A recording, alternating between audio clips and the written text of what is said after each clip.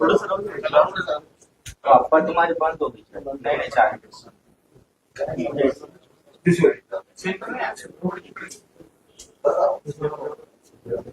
आपकी बंद चलो हुआ क्या क्या है वहाँ बैठ के अपना ऊपर बैठ के वगैरह चलाने का काम चल चल लाइट चालू करतो फिर हर्षद भाई रोल करा चला केलंय बोला दादा रोल आहे. पाटील साहेब काय म्हणाल तब्येत कशी आहे काय डॉक्टरांनी सल्ला दिला डॉक्टर ने 5-7 दिवस दिले 8-9 दिवस आरामच करायचा कमरेला त्रास होतो पोटात पण आता बरं आहे पोटात बरं तब्येत सध्या बरी उठायला चालायला खूप त्रास होतो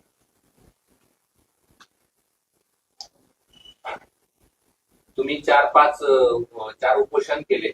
तर चौथ्या उपोषणाअंती देखील मराठा समाजाच्या हाती काय पडलं असं तुम्हाला वाटतं? कारण आश्वासनापलीकडे काही पडलं असं दिसत नाही सध्या तरी. नाही ते बरोबर आहे पण आंदोलक म्हणून समाजाचं इमानदारीनं काम करताना शेवटी आंदोलन करावं तर लागणार संघर्ष तर करावं लागणार त्याशिवाय मिळणार पण नाही त्यांनी आता खात्रीला 1 महिन्याचा वेळ घ्या आम्ही 15 दिवस देत होतो तसं तर आम्ही 1 दिवस पण देणार नव्हतो पण ठीक आहे सरकारचा मान सन्मान करायचा म्हणून आम्ही त्यांना 1 महिन्याचा वेळ दिलाय आणि ते म्हणले ना असा शब्द वापरला त्यांनी की ते टिकलं पाहिजे कायद्याच्या कसोटीवर टिकलं पाहिजे ती जबाबदारी आमची आहे कोणी त्याला चॅलेंज नाही केलं पाहिजे त्याच्यासाठी 1 महिन्याचा वेळ एवढ्या वेळेस द्यावाच लागेल शब्द असे होते की कायद्याच्या कसोटीवर आम्हाला ते टिकवायचं कायमच विशेष मराठ्यांना आरक्षण द्यायचे हे शब्द होते म्हणून 1 महिना वेळ दिला कशाला वगैरे गडबड करायचं म्हणलं दिलं परत त्यांनी मना उडालं आम्ही म्हणलो कायद्यात टिकणार नाही मग तुम्ही कायद्याच्या कसोटीवर टिकवण्यासाठी आम्हाला वेळ पाहिजे म्हणून दिला जातो काल मंत्री तुम्हाला भेटायसाठी आले होते त्यानंतर तुम्ही त्यांच्याशी चर्चा देखील केली एकांतामध्ये.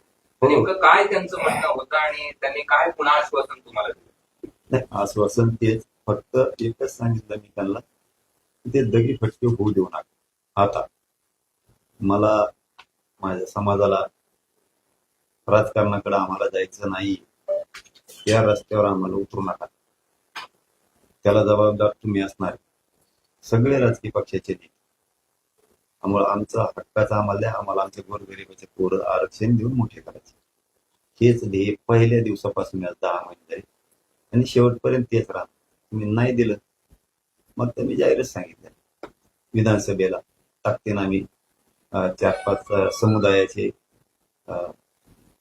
बांधव म्हणजे समाज आम्ही मात्र विधानसभेत उतरणार एसआयटी बाबत जरा स्पष्टता करा ना तुमचं सरकारशी काय बोलणं झालेलं आहे आणि एसआयटीची बंद केली आहे का चौकशी का काय झालंय थोडंसं स्पष्ट करा. खास करून फडणवीसांसोबत बोलणं झालं ना यावर हो काय सांगितलं त्यांनी सांगितल्याबरोबर त्यांचे आमदार आले होते राऊत साहेब त्यांनी सांगितलं माझं त्यांच्याशी बोलणं झालं आम्ही 2-4 घंटे बोललो ते यासाठी रद्द करणारे रद्द केली म्हणले ते पण पुढच्या याचं तारीख संपली म्हणले त्याची असं म्हणले ते तिची तारीख संपली त्याच्यामुळे आम्ही ते आता बंद करणार ते वेगळा शब्द वापरला आता माहिती ध्यानात राहिला ते बंद करणार आहेत म्हणजे मला त्यांच्या हातात माहीत होतं केसेस बद्दल आंतरराष्ट्रीय आमच्या आई बहिणीवरती केसेस झालेले आहेत महाराष्ट्रातल्या झालेले आहेत आणि विशेष म्हणजे सगळ्या सोयीची अंमलबजावणी फडणवीस यांनी स्वतः सांगितलं का एसआयटी संपली आम्ही थांबवली किंवा मेली म्हटले तुम्ही एसआयटी काहीतरी शब्द होता त्यांचा फडणवीस साहेबांचाच त्याला सांगितलं कधी लपून ठेवतो फडणवीसांनी सांगितलं का? मी कालच सांगितलं सांगू का एवढा शब्द वापरला मी त्या आमदार साहेबांना सांगू का का तुम्हाला 1-2 दिवस लागत तर ते म्हणले नाही लगेच सांगून टाक तेच म्हणले आपलं तिथं आलं ना ते स्वतः म्हणले आता रद्द केली कशा आणल्या खूप माहित पण हे पण एक मूळ कारण होतं ना यावेळेस म्हणजे आंदोलन लवकर हे करायचं कोणचं पण एसआयटीची जी तुमची मागणी होती नाही मागणी ती निर्णायक होणार नाही चौकशी, हा अन्याय आहे, जाणीवपूर्वक गुन्हे दाखल करण्याचा प्रयत्न केला जातोय, ते हे सगळं रद्द केलं म्हणजे ही तुमची एक मागणीची पूर्तता झाली असंच म्हणूया ना. नाही हा. यासाठी माझी मागणीच नाही, सगळ्या सोयऱ्यांची. पण ते त्यांनी विषय काढला. मी माझा विषय माझ्या समाजासमोर ठेवला, मी सरकारसमोर पण नाही ठेवला. मी समाजासाठी उभवायला तयार आहे. पण समाजाने खालून उचलला की आपल्या माणसाला जिथं गुतवलं जाणार आहे जाणून बुजून खोटं षडयंत्र करून ते SITचं काय, त्यावेळेस असं समाजाने विचारलं. कारण माझं मी कधीच ओळख नाही, माझ्या समाजाची बाजू. मग त्यांनी बोलायची सुरुवात केली, ती रद्द केली. काय करणार आहे, आता काय खरं काय केलंय पत्र कोणाचं हातात नाही माहित नाही. पण जे खरं आहे ते राऊत साहेब बोला म्हणले सांगतात. या आधी पण तुमचं उपोषण सुरू असताना अनेक वेळा मंत्री यायचे, बसायचे, चर्चा व्हायच्या, निष्प्रभ व्हायच्या, लांबच जायचं. काल जादूची कांडीच फिरली आणि जरांगे पाटील खूप लवकर कन्व्हिन्स नाही, शब्द तसे होते. मी शब्दावर लक्ष देतो, मी घाई गडबड नाही करीत. मी शब्दावर लक्ष देतो. मला राजकारणाकडे जायचं नव्हतं म्हणून मी उपोषण केलं, पण सावध करत होतो सरकारला की मला माझ्या समाजाला जायचं नाही.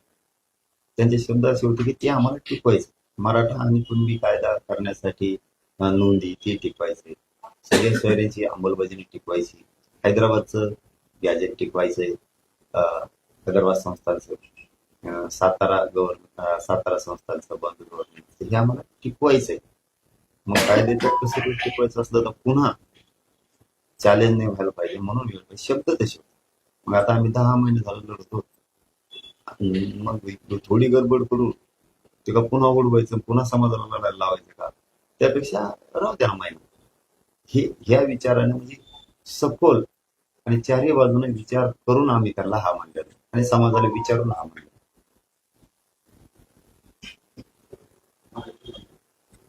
वाटेल सतीश सोयरेचा त्यांनी हे काढलं तरी तो चॅलेंज होऊ शकतो, पुन्हा कोर्टात जाऊ शकतो. तर ती विधानसभेच्या आधी तुमच्या मागण्या पूर्ण मान्य होतील असं तुम्हाला वाटतं का विधानसभेत उतरावंच लागेल असं? त्याच्यावर तर आपण ठामच आहेत. धोका जर आता बसला तर समाजाचा हा सगळ्यात मोठा अपमान असणार आहे. जर आता सगळेजण एकत्र उतरले म्हणजे सत्ताधाऱ्याचे विरोधी सुद्धा द्यायचं मग आता जर धोका दिला तर सगळ्यात मोठा समाजाचा धोका असणार आहे. मग मात्र त्यांचे खूप हाल होणार. मग आता विधानसभेला काय करायचं, लढायचंय पाडायचंय, काय करायचं त्याच्यावर समाजाला विचारून आम्ही मोठी बैठक करून त्याच्यावर मोठा निर्णय जाहीर करणार. कारण आताच बघा ना, येताना जे SITच्या टायमाला बहुतेक तसा अंदाज दिसतो, SITच्या टायमाला बाकडं न वाजणारे आमदार आता भेटले. आमदार सगळ्या पक्षाचे बहुतेक बाकडं न वाजणारेच भेटायला यायला लागले. कारण समाज शेवटी गरज आहे ना गोरगरीब मराठीची. तर गोरगरीब मराठी घरी बसवणार बाकडं न वाजवणारे काय असं उदाहरण सांगा. अंदाज कपा वाजले हातान ते यासाठी नेमली माझ्या गोरगरीब मराठ्यावर माझ्यावर. त्या टायमाला दोन्ही हाताने टेबल आणले होते त्या याच्यातले घरातले विधानसभेत. दोघं तिघं असं उठून उड्या ढोल वाजल्यासारखं. पण जे नाही वाजलेले आमदार सगळ्या पक्षाचे सत्ताधाऱ्याचे विरोधाचे ते मराठीच्या मागणीच्या बाजूने आता रोज भेटायला येतात. एक असा अंदाज दिसतो की ते वाजणाऱ्यातले नाही येत म्हणून भेटायला येतात.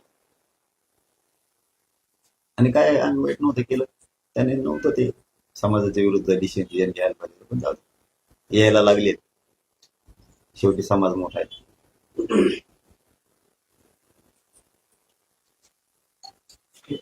मध्ये मुद्दा आला होता पाटील की काही लोकांनी बैठक घेऊन शरद पवारांनी या सगळ्या जे आंदोलन आहे त्याचं नेतृत्व करावं अशा पद्धतीची मागणी केलेली होती. काय करावं, शरद पवारांनी मराठा आंदोलनाचं नेतृत्व करावं. मराठा समाजाचं नेतृत्व शरद पवारांनी करावं असेल कशासाठी, आरक्षणासाठी. सर्व समाजात. तुमच्या आंदोलनात आता होतो तेव्हा नाही ना आता. वा, तुमचं नेमकं आंदोलन संपलं आहे, पण लक्ष्मण हाके तिथं वेशीवर बसलेले आंदोलन त्यांचं सुरू आहे आणि संविधान वाचवा आणि आरक्षण सुरक्षित करा असं त्यांचं म्हणणं आहे. नाही ते ज्या त्याचा अधिकारी त्याच्यावर बोलत नसतो कोणाला बी, आणि त्यांना आपण विरोध कोणालाच मांडलेला नाही. मांडलेला आहे तेव्हा त्यांना कधीच मांडलेलं नाही. त्यांच्या विरोधात आपण कधी आतापर्यंत बोललेलं सुद्धा नाही शब्द एक सुद्धा. आपला ते एवढं एकच आहे, तरी मराठीची खडी करून वाटवलं करणार. छगन भुजबळ असं म्हणाले की जरांगे पाटील राज्यातील 988 उमेदवार उभे करावेत तुम्ही. आम्ही त्यांचे स्वागत करतो आणि देशाला एक नवीन नेता मिळेल. मला आणि पुढे तुम्हाला शुभेच्छा देतो. मला पुढे नेता पाहिजे शुभेच्छा द्यायला ते बोललं त्याला तर काही जमत नाही. त्याच्यावर नाही देत मी आता.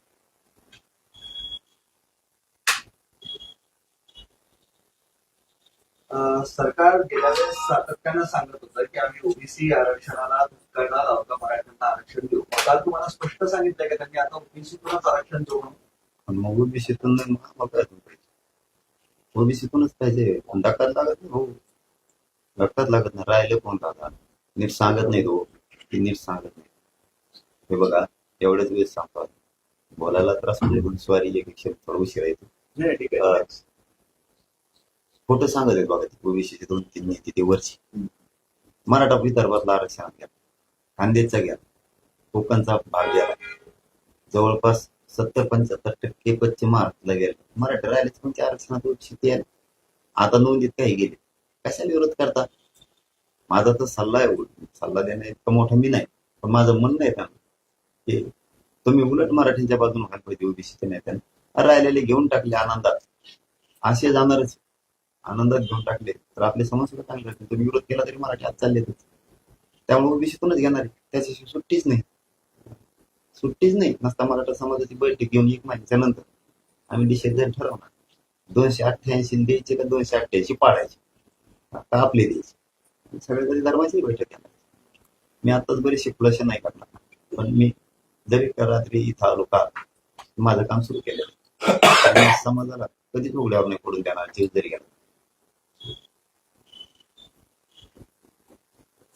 आमच्या जीवनावर एक चित्रपट येत आहे, संघर्ष योद्धा म्हणून तो आज राज्यभर प्रदर्शित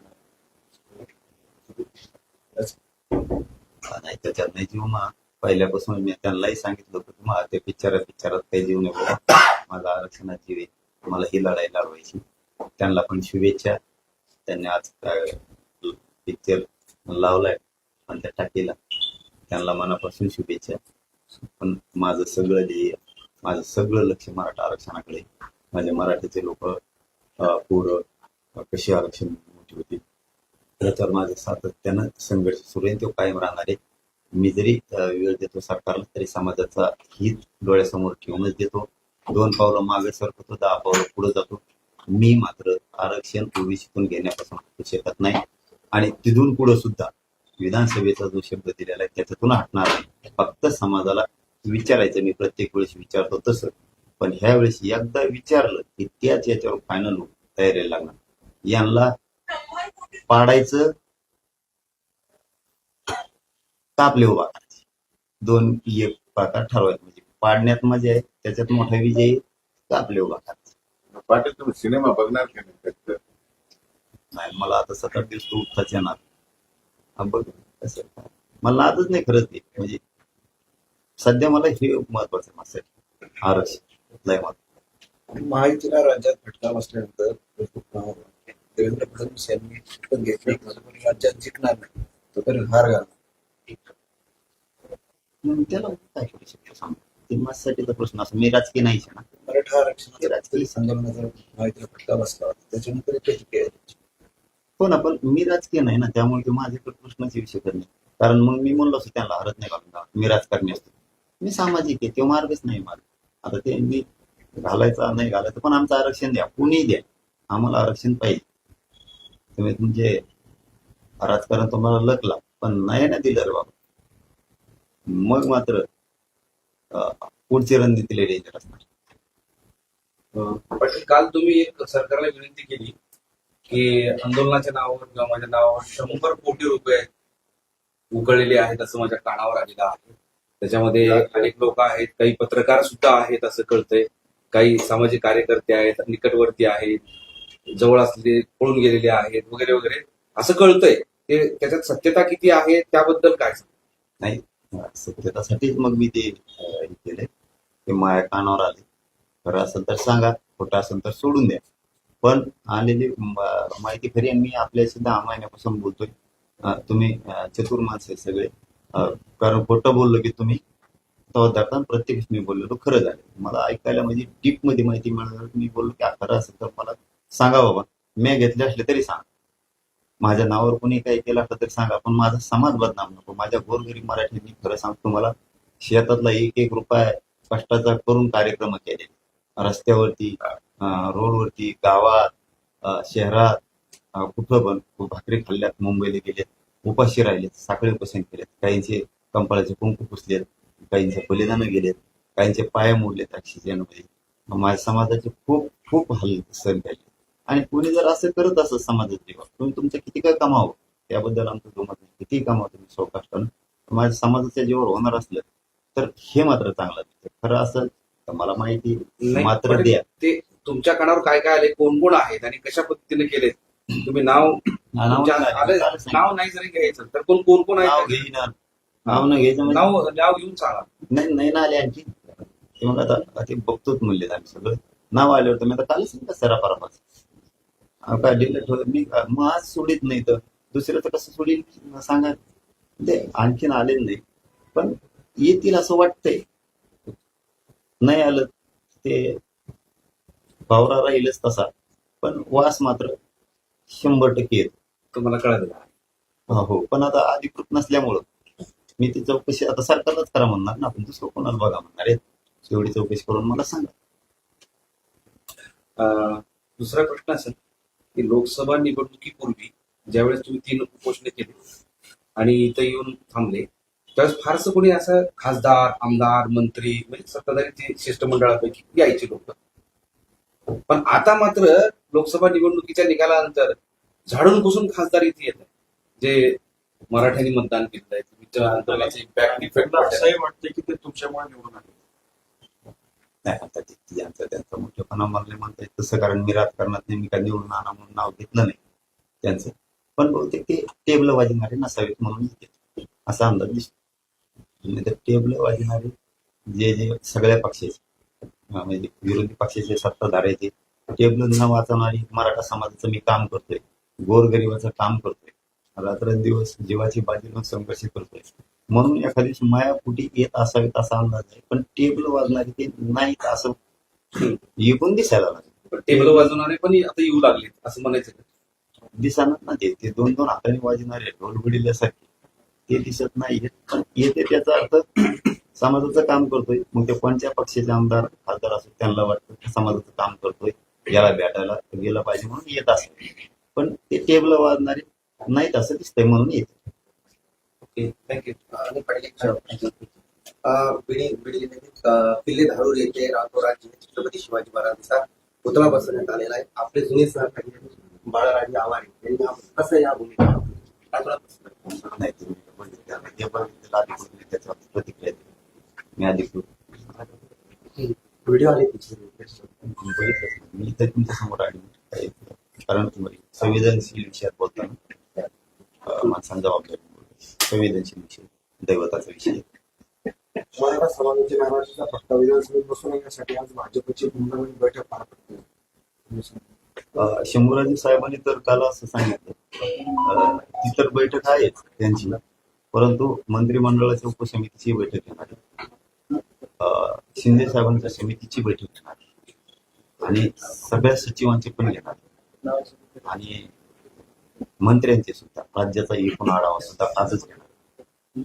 आजपासून ते खूप कामाला लागणार आहे, कारण त्यांना कायद्याच्या कसोटीवर टिकवायचे म्हणून बऱ्याचशा बैठका आज मुंबईत घडामोडी होणार आहेत. आपण सांगितलेली माहिती खरी आहे, पण उद्याचं होणारं हे कालच मी त्यांनी सांगितलं होतं की आम्ही मुंबईत उद्या खूप मोठ्या घडामोडी करणार आहे. तर आमचं तेच म्हणणं, समाज मोठा आहे, गोरगरीब आहे, यांना द्या.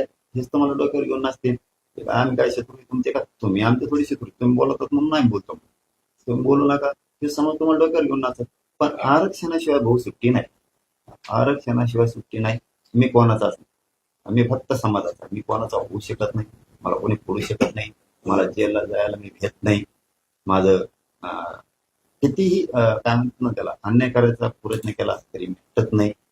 माझी खासियतच आहे. त्याच्यामुळे मी ते घेतल्याशिवाय वाटत नाही. नसतं विधानसभेत खरं सांगतो मी पश्चाताप, हो एवढा पश्चाताप आहे की मी आता इथून म्हटलं की मी बैठका सुरू करणार आहे जाती धर्माची प्रमुख लोकांची मी बैठका सुरू करणार. कारण मी आता शहागडला घरी जाणार आहे तिथून सुट्टी झाल्याच्या नंतर. त्यामुळे मला सगळी रणनीती आखवायची पुढची सुद्धा. माझ्या समाजाला मी पडून देणार नाही. हो हो तुम्ही घरी जाणार तुमच्या, पण मग तुम्ही पाठीमागे एकदा घरी गेला होता, पण फसवल्याची भावना तुम्हाला झाली म्हणून नंतर तुम्ही घर सोडलं, पुन्हा तुम्ही आरक्षणाची लढाई सुरू केली. मग आता घरी जाताय? नाही कशालाच काय त्याच्यात. 10 मिनिटं रूम दाखवा बरं तुम्ही. नाही नाही, नाही. त्याच्याबद्दल कौतुकच आहे तुमचं. पण फसवलंच नाही, मला कर म्हणत नाही. मी गेलो म्हणजे काय आहे हे बघ, काय लावडी त्याच्यात. एकदा मुलीचं शिरेत जाती गेलो, एकदा मुलाच्या डोक्याचा आणि पायाचा प्रॉब्लेम झाला आणि ते 2 दिवस बेशुद्ध होते. मला माहित नव्हतं म्हणून गेलतो आणि 1.5 घंटे काही थांबलो नाही, थांबू शकलो नाही. पण आता मला सांगा, शहागड याचा अर्थ अरे वेगळा घेतात तुम्ही, माझ्या परत ध्यानात वेगळा. तिथं आम्हाला एक कार्यालय टाकायला लागतंय या घडामोडीसाठी. मग सगळे वर्दळ इथं होण्यापेक्षा अंतर्वाली टप्पे पाडावं लागणार कामाची. त्याचा अर्थ तसा आहे, म्हणजे त्याचा गैरअर्थ होईल परत, कारण मीडियाच्या बांधवावर. असं होऊ शकतं ना की तुम्ही अंतरवाली सोडताय का? नाही, अंतर्वाली सोडायचं काय, अंतर्वाली सोडायचा विषय नाही. पण वर्दळ अति होती तिथं आणि गाव देवासारखं. हे बघा दत्ताभाऊ, माझं काम कसं आहे, मी माणुसकी जिवंत ठेवणारं बोलू. त्या गावातल्या लोकांना त्रास नाही झाला पाहिजे, कीर्तनाचा नाही झाला पाहिजे, आवाजाचा. लेकर शाळेत जर त्यांचे ते नाही झाले, देवासारखं काम केलंय. पुण्यवान गाव आहे, वारकरी संप्रदायाचं गाव आहे. लोकांनी माझ्यावर आतोनात प्रेम केलं. जे आंदोलनात होते सगळ्या जाती धर्माचे जे लोक होते आतोनात प्रेम केले. म्हणून मी कालच एक शब्द वापरला, मनभेद मतभेद काही झाले असले तर आजच जाळून टाकले. अंतरवाली आजच जाळले, मनात एक शब्द नाही ही शंका राहणार नाही. कारण तिथं शेतकरी वर्ग आहे सगळा, येताना अडचणी, जाताना ट्रॉफिक होती, गाड्या लागतात. कालच आपण स्वतः साक्षीदार होता, 9 किलोमीटरवर लावायला जागा नव्हत्या गाडी. म्हणजे मग परत लोकांचे हाल होते. शेतकरी वर्ग, त्या गावाचे उपकार मी कधीच नाही विसरू शकत. मुलापेक्षाही त्यांच्या माझ्यावर माया केली. मला रात्रीला कधी जो मी कार्यक्रम करतो तितक्या रात्री चहा द्यायची, कोण करत नाही स्वतःच्या मुलाचं सुद्धा. इतकं गाव मला जपलेलं आहे, ते पूर्ण गाव आंदोलनात होते. त्यामुळं त्यांचे उपकार मीच काय कोणीच विसरू शकणार नाही. ती पवित्र भूमी, फक्त तिथं नको हे मोठ्या पटांगणात पाहिजे की जेणेकरून जर ते मोठं ऑफिस टाकलं तर तिथं प्रचंड वर्दळ राहणार आहे. कारण ते राज्याच्या लेवलचं ऑफिस तिथं टाकावं लागणार, म्हणून तिकडे जाणं गरजेचं आहे. त्या ऑफिसचं काम मला वाटतं आज सकाळपासून सुद्धा झालं, 6 वाजल्यापासून शहागडला. मोठं काम मला वाटतं बऱ्याचशा एकरमध्ये. ते आता मोजते, ती माहिती आत्ता मिळालेली आहे. तुमच्या अगोदर मला अर्ध्या घंट्यापूर्वी उठलो मी की लगेच मिळाली की मोजायचं सुरू आहे. कारण हे 2 कामं जर तिथं म्हणलं तर कसं होईल. मी काय करायचं, आंदोलनाचं बघायचं का हे येणाऱ्या लोकांच्या समस्या सोडायचं बघायचं. म्हणून कोणाचं तेच असतं, म्हणजे तुम्ही कोणत्याही सामाजिक कामाचं बघा असंच असतं. वेगळं त्या वारून केल्याशिवाय ते होत नाही. एकाच जागेवर सगळा उताडा, मग सगळी खिचडी होऊन जाते आणि कोण काय सांगत सगळा पचका होऊन जातो. त्यामुळं घरी जाणंही गरजेचं आहे.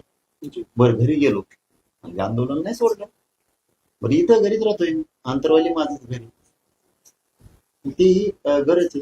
मी कुठेही राहिलो, डोंगरात बी राहिलो तर समाजाचंच काम करतो.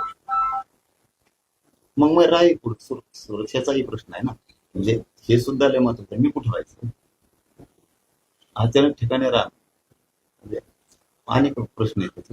एक ओळीचा प्रश्न असा की आता यापुढे आंदोलनाचं ठिकाण हे शहागड असेल? नाही, सेंटर केंद्र नाही. तिथं फक्त ऑफिस येणाऱ्या जाणाऱ्या लोकांच्या अडीअडचणी, आम्हाला पुढं काय करायचं त्याच्याबद्दलचं तिथं सगळं निवेदनबद्दल सगळं होणार. कारण ते मोठ्या करत राऊंड मध्ये ते टाकायचं ठरलं रात्री. त्याच्यामुळे सकाळपासून लोक आमचे लगेच कामाला लागले 6 वाजल्यापासून. आता येते केंद्र नाही, ते आंतरवालीवर मी सोडलेलं ते काल सोडताना. तुम्ही ठरवा. भविष्यात गावात. उपोषण करावं लागलं किंवा काही निर्णय घ्यावा लागला. आता नको दादा, उपोषण नको आता उपोषण करून कवा तरी ते आंदोलन बंद करायचंच असतं, कोणाचं असलं तरी. 10 महिने गावांना संघर्ष केला अंतरवालीने माझ्या. देवासारखे लोक आहेत ते, एवढं प्रेम केलंय. 10 महिने संघर्ष केला आणि काय पाहिजे, किती दिवस करायला लावायचं त्यांना, किती दिवस त्यांनाच करायला लावायचं. त्यामुळं शहागडकडं ऑफिस जर शिफ्ट केलं तर आम्हाला ती वर्दळ कमी होईल आणि काम करता येईल. पण सर थोडक्यात आता उपोषण नको यापुढे. नको नाही दिले गेले तर त्याच्यात जायचं. मी म्हणलंच ना आता, हे कवा तरी बंद करायचंच आहे. त्याच्यापेक्षा गोरगरिबाला देणारं गोरिंदाला बरं ना. मुस्लिमाचं त्यांच्या आरक्षणाचा प्रश्न आहे, मराठ्यांचा आहे, दलितांचा आहे, धनगर बांधवांच्या आरक्षणाचा प्रश्न आहे, 12 बलुतेदारांचा आहे. मग ते प्रश्न सोडवले असतात, ते गेल्याशिवाय काय पर्याय. मग ते गोरगरीब तिकडे घातलेले बरे. आंदोलन करावं 10 महिने केलं भाऊ, याच्यापेक्षा काय अपेक्षा शक्य झाला. 10 महिने याच्यापेक्षा समाज असो किंवा सरकार असो, याच्यापेक्षा काय अपेक्षा असते. 10 महिने देशातलं पहिलं आंदोलन असतं, 10 महिने लोक 29 तारखेला 10 महिने आंदोलन. त्याच्यापेक्षा गावाने किती भार सांभाळायचा, त्या गावाची फरक कधी चुकणार नाही शकत कोणीच. पाटील तुम्ही नेहमी म्हणायचे उपोषण एवढा 1000 कोणतंच नाही, आणि आता तुम्ही उपोषणच नको म्हणता. मला उठता येणार ना, मला उठता येणार, चालता येणार. मी आता मला तोंड धुवा सुद्धा तिकडे जात आहे. 2-4 दिवस पडून चाला ना, ठोकू आज सुद्धा हे बांधलं रात्री. आता त्यांनी हे सगळं काढलं हाताचं, ते सलाईनचे, आणि हे सुजल्यामुळे काढलं. इकडे शिर सापडा म्हणून उपोषण करीन ना. वेळ आली तर पुन्हा मी मरायला तयार. फक्त तसा नका मला काही दिलं शब्द ते घरी गम गेले असं नाही. मी कुठं राहिला तरी मी जवळपास 19 वर्ष झाले समाजासाठीच मरायला तयार. मी घरी असो, घराच्या बाहेर असो, किंवा मी कुठे असो, मी समाज सोडून काम करत नाही. घरी राहिलं तरी मला त्याच्यासाठी लढायचे, आंतरवालीत राहिलं तरी त्याच्यासाठी लढायचे, साष्ट पिंपळगावला राहिलो तरी मला त्याच्यासाठी लढायचं, बांबिरी वळी काढत राहिलो तरी मला त्याच्यासाठी लढायचं. आम्ही आता ठरवलं मला एखाद्या डोंगरावरच आंदोलन करायचं तरी मला संघर्षच करायचा, कुठं राहील तरी. Okay, thank you. डोंगरावर शक्यतो आता डोंगरच पॉईंट निवडणार आहे. पुढच्या आंदोलनाला मी उपोषण. ते पण गावाला सुद्धा वर्दळ नाही झाली. आमच्या बद्दल सुद्धा उपोषण तोच तुमच्या डोंगर काही जण करणार नाही ना उपोषण तुम्ही केल्याशिवाय. करणार आहे मी उपोषण सुद्धा समाजासाठी, जरी यांनी नाही दिलं तर. पण डोंगरावर एखाद्या मोठे किती आसपास 7-8 किलोमीटर गाव नाही पाहिजे, कोणी मला नाही पाहिजे. त्या मला त्रास झाला आणि जाया त्रास झाला, कीर्तनाचा त्रास झाला, कशा त्रास झाला. आपलं समाजासाठी करायचंय ना. गावात बसून केलं तरी समाजाला द्यायचं, डोंगरावर बसून केलं तरी समाज. माझा समाज त्या डोंगरावर येईल. पण गरीबाला शक्यतो आता आंदोलन करण्यापेक्षा, उपोषण करण्यापेक्षा सत्तेतच घालणार. मग नसता उमेदवार देणार नाहीत, पण मराठी मग पाडणाऱ्याच्या भूमिकात राहणार. मराठा हा राज्यात निर्णायक मतदार म्हणून राहणार. मराठ्यांच्या मताशिवाय 288 एक बी निवडून येऊ शकतो.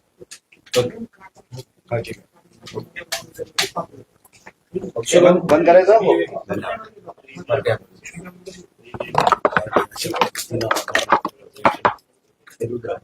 बरं आहे ना थोडं. जास्त त्रास व्हायला उपोषण सुटल्यामुळे